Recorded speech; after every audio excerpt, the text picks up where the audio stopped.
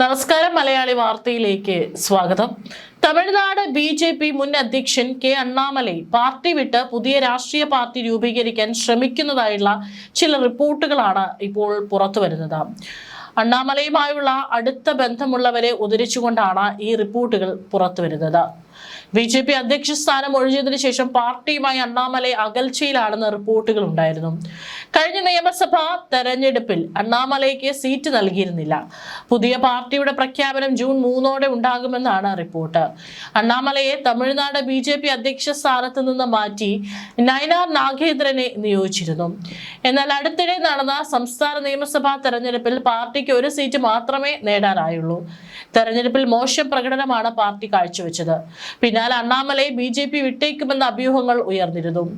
CBSE 9ാം class വിദ്യാർത്ഥികൾക്കുള്ള ത്രിഭാഷാ ഫോർമുലയും അണ്ണാമലൈ പരസ്യമായി വിമർശിച്ചതും party രൂപീകരണത്തിലുള്ള ഊഹാപോഹത്തിന് ആക്കം കൂട്ടി. ഈ ഫോർമുല അനാവശ്യമായ മാനസിക സമ്മർദ്ദം കുട്ടികളിലും രക്ഷിതാക്കളിലും ചെലുത്തുമെന്നാണ് അദ്ദേഹം വിമർശിച്ചത്. നിയമസഭാ തെരഞ്ഞെടുപ്പിൽ AIADMKയുമായുള്ള സഖ്യം പുനരുജ്ജീവിപ്പിക്കാനുള്ള ബി.ജെ.പിയുടെ തീരുമാനത്തിലും അണ്ണാമലൈ അതൃപ്തനായിരുന്നുവെന്നും റിപ്പോർട്ടുണ്ടായിരുന്നു. എന്നാൽ ഒടുവിൽ അദ്ദേഹം പാർട്ടി നിലപാട് സ്വീകരിക്കുകയും NDAക്ക് വേണ്ടി വ്യാപകമായി പ്രചാരണം നടത്തുകയും ചെയ്തിരുന്നു. TVKയുടെ നേതൃത്വത്തിലുള്ള തമിഴ് സർക്കാരിനെതിരെ വലിയ വിമർശനമാണ് അദ്ദേഹം നിരന്തരം ഉയർത്തുന്നത്. ഇതിനിടെ അണ്ണാമലയെ ദേശീയ നേതൃത്വത്തിലെ ഉയർന്ന പദവികളിലേക്ക് പരിഗണിച്ചേക്കുമെന്ന റിപ്പോർട്ടുകൾ ഉണ്ടായിരുന്നു. മുൻ IPS ഉദ്യോഗസ്ഥനായ അണ്ണാമലൈ 2021 മുതൽ 2025 വരെയാണ് തമിഴ്നാട് ബി.ജെ.പി. അധ്യക്ഷ പദവിയിലിരുന്നത്. എന്നാൽ CN അണ്ണാദുരയെയും ജയലളിതയെയും കുറിച്ചുള്ള അദ്ദേഹത്തിന്റെ വിവാദ പരാമർശങ്ങളും AIADMK അകറ്റി. എന്നാൽ ഇത് സഖ്യത്തിന്റെ തകർച്ചയ്ക്കും 2024 ലോക്സഭാ തെരഞ്ഞെടുപ്പിൽ ഇരു പാർട്ടികൾക്കും വൻ തിരിച്ചടിക്കും കാരണമായി. അതേസമയം അണ്ണാമലയെ ദില്ലിയിലെത്തി ബി.ജെ.പി. ദേശീയ അധ്യക്ഷൻ നിതിൻ നവീനുമായി കൂടിക്കാഴ്ച നടത്തുമെന്നാണ് റിപ്പോർട്ട്. വിദേശത്ത് നിന്ന് ഇന്നലെയാണ് അണ്ണാമലൈ തിരിച്ചെത്തിയത്.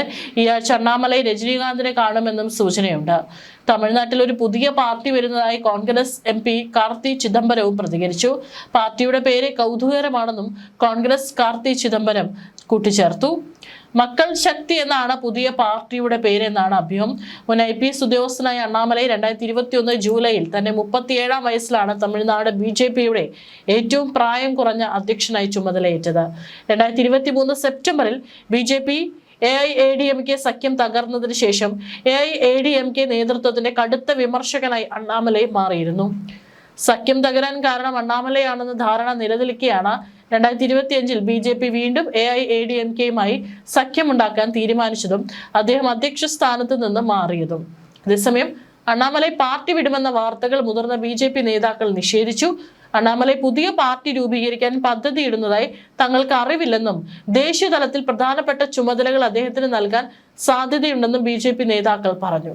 അതേസമയം ഈ വാർത്തകളിൽ യാതൊരുവിധ വസ്തുതയുമില്ലെന്നും അണ്ണാമലൈക്ക് ഉടൻ തന്നെ ബി.ജെ.പി. ദേശീയ നേതൃത്വത്തിൽ വലിയൊരു തന്ത്രപ്രധാന ചുമതല ലഭിക്കാൻ സാധ്യതയുണ്ടെന്നും മുതിർന്ന ബി.ജെ.പി. വൃത്തങ്ങൾ വ്യക്തമാക്കി.